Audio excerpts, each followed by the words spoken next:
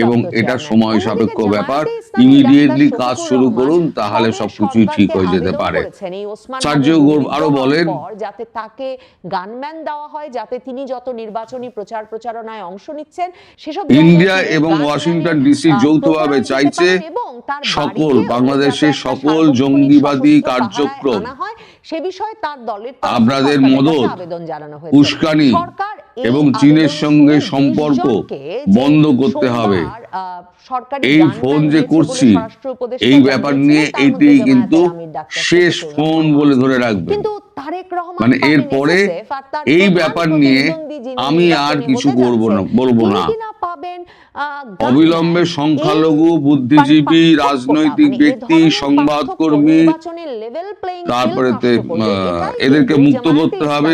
এতদিন ধরে ট্রাইব্যুনালে যে সমস্ত আইটিসি ট্রাইব্যুনালে যে সমস্ত কেসগুলো করা হয়েছে সেই আইটিসি ট্রাইব্যুনালকে বন্ধ করে দিতে হবে।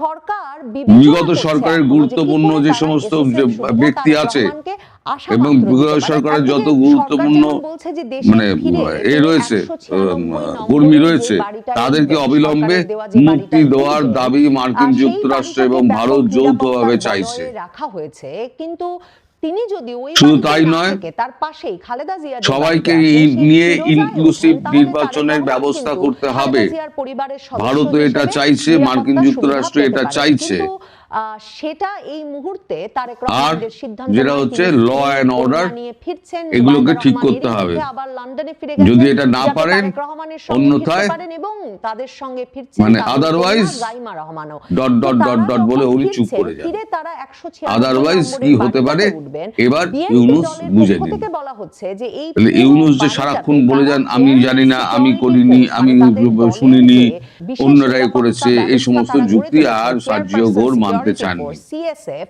সশস্ত্র উনি বাহিনীর বলেন অবসরপ্রাপ্ত আজকালের মধ্যে কর্মকর্তা ও একটা সদস্যদের বৈঠক নিয়ে করে তারা আমরা এই এ ব্যাপারে বাসভবনের সুরক্ষা ইতিবাচক নিশ্চিত সিদ্ধান্ত করতে নেব। যথেষ্ট তখন কাজ সার্জিও ঘোর করছেন। বলেন কিন্তু যাই তারা করুন বলছে তাড়াতাড়ি তারেক রহমান করবেন, যখন চলাফেরা আমাদের করবেন, হাতে নির্বাচনী বেশি গণসংযোগে সময় নেই। যাবেন বা আমাদের লোকের কথা সঙ্গে যদি না মিশবেন, শোনেন তখন তার নিরাপত্তা উপযুক্ত নিশ্চিত ফল করবার জন্য আপনাকে সচল ভুগতে হবে অবস্থায় এবং তার সেটা নিরাপত্তা কিন্তু নিশ্চিত খুব করবার বেশি দূরে দক্ষতা নয়।